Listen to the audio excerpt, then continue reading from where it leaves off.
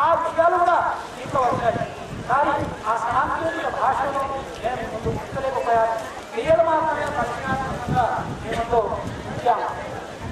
అనగా ఈ విధంగా వేద మంత్రాల ద్వారా మన సృష్టి నిర్మాణం ఏ విధంగా చేయాలన్న శబ్దాలు వర్ణించిన విషయాన్ని విష్ణుడు క్రియారూపంగా దాన్ని మనం క్రియించాడు.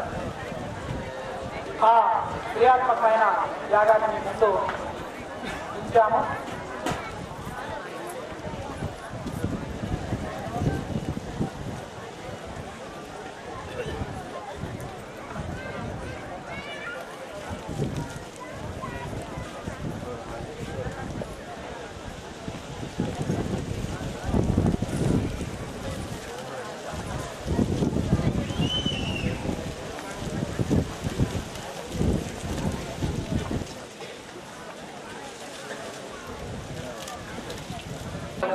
करोतु मे अग्ने तिष्ठते सोतोते सर्वत्र कामनां कामानां समर्पयते सर्वान्नः कामान् समर्पयात्.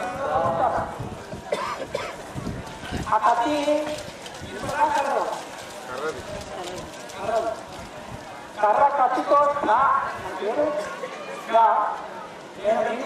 అర్థమైన భాషలో నన్ను కత్తి కలవాలని అంటున్నాను. लकड़ी के तलवार की गर्दन काट नहीं सकती. तो वो है क्या चीज? क्या चीज అనేది ఏంటి? ఆ కత్తి అనేది ఏంటిది అనే దానికి ప్రశ్న సమాధానంగా బ్రాహ్మణ గ్రంథాల్లో శరీరమణ వ్యాజం ఏమంటారంటే ఇంద్రోహ ఎట్లా వృత్రాయ వజ్రప్రాజహార, వృత్రాసురుని చంపడానికి ఇంద్రుడు వజ్రాయుధాన్ని ప్రయోగిస్తారు. వృత్రాసుని చంపని తర్వాత ఇంద్రుడు మహేంద్ర అవుతారు. ఇంద్ర మహత్వ మహాన్ అభవత్ అని వస్తుంది. విశ్వాసాన్ని చంపడానికి వజ్రాన్ని ప్రహారం చేసుకుంటూ ఆ వజ్రం 4 రూపాయలు తృతీయం యావత్వా తృతీయం యావత్వా తృతీయం యావత్వా అథ ఎత్ర ప్రాహరత్ తత్ సఫల అసీర్యత సహ పతిత్వా స్థిరో అభవత్ తస్మాత్ స్థిరో నామ అసీర్యత ఏవం మూర్ఖా చతుర్థా వజ్రం అభవత్. బాణము అనే దానికి నిర్వచన రూపకంగా అలా ఒక కథారూపకంగా నిర్వచనాన్ని ఇచ్చారు. అక్కడ శ్రహ అనే శబ్దాన్ని నిర్వచనం చేస్తూ అక్కడ రూపము అనే విషయాన్ని కూడా అక్కడ విలీకరించి చెప్పారు. వీళ్ళు ఇంద్రుని యొక్క వజ్రము ఒకటి రెండవది రూపము. రూపం అంటే ఒక రూపము. ఆ రూపానికి పశువులు కట్టేస్తారు. దాని ప్రక్రియ ఉంది, దాని ఉద్దేశం లేదు. నా విషయంలో వెళ్ళదు. కానీ మూడవది రథంలాగా మారింది. 4వ వజ్రం యొక్క 4వ ముక్క అది బాణంగా తయారైంది. అందులో ఈ 4 ముక్కల యొక్క ప్రయోజనం ఏంటంటే అక్కడ ముందు చెప్తున్నారు సదో బ్రాహ్మణ యజ్ఞేశ్వరం. 2 ముక్కలతో బ్రాహ్మణులు యజ్ఞంలో ఆహారం చేస్తారు. వజ్రాన్ని యొక్క 4 ముక్కలు అయ్యాయి కదా. ఆ 4 ముక్కల నుంచి ప్రారంభంగా వెళ్ళబడిన 2 ముక్కలు ఏంటి? అవి అనే కత్తి, కర్రతో చేయబడిన కత్తి, తర్వాత యూపం అని వేసే సాధనం. ఈ 2 ముక్కలతో బ్రాహ్మణులు యజ్ఞాలు వ్యవహారం చేస్తారు. రథము తర్వాత శరహ బాణము అనే ఈ 2 ముక్కలతో శత్రులు వ్యవహారం చేస్తారు. శత్రుని యొక్క బాణము ఇద్దరిని చంపగలుగుతుంది. కానీ బ్రాహ్మణి యొక్క చంపగలుగుతుందా? తప్పదు. కానీ అది నిర్మాణం చేస్తుంది. బ్రాహ్మణి యొక్క కత్తి నిర్మాణం చేస్తుంది. అది ఎట్లా అంటే వాకవజ్రం అనే శబ్దాన్ని మీరు విని ఉంటారు. వాళ్ళ సూక్తంగా ఉంది. అహం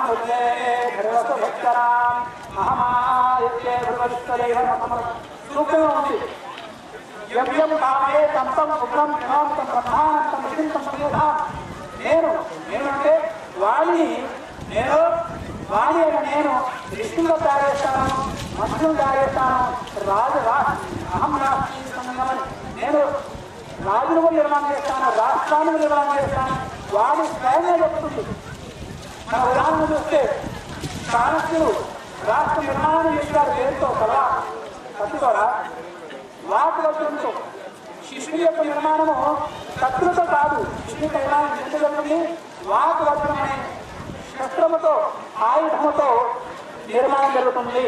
అందుకనే విష్ణు నిర్మాణంలో కత్తి కాకుండా ప్రతీకంగా ఈ కర్రతో చేయబడిన కత్తిని పట్టుకుని వ్యవహారం చేయబడింది. అది క్షత్రియుల యొక్క కత్తి కాదు, ఇది బ్రాహ్మణి యొక్క కత్తి.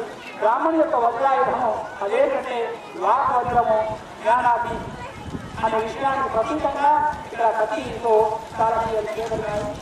ఇది నిర్మాణం చేయబడింది. ఆ విషయాన్ని చాలా విస్తృతంగా ఉన్నాయి. బ్రాహ్మణంలో ప్రముఖమైన విషయాలను తెలియజేయడానికి చాలా రాసి పెట్టాను. విద్వాంసులందరూ చదువుకుంటున్నారు. కానీ సామాన్య అర్థమయ్యే విధంగా నేను ప్రముఖమైన విషయాన్ని యాగము ఇక్కడ ముగించబడుతుంది. దీని తర్వాత వ్యక్తులకు యజమానులు దక్షిణ సమర్పిస్తారు.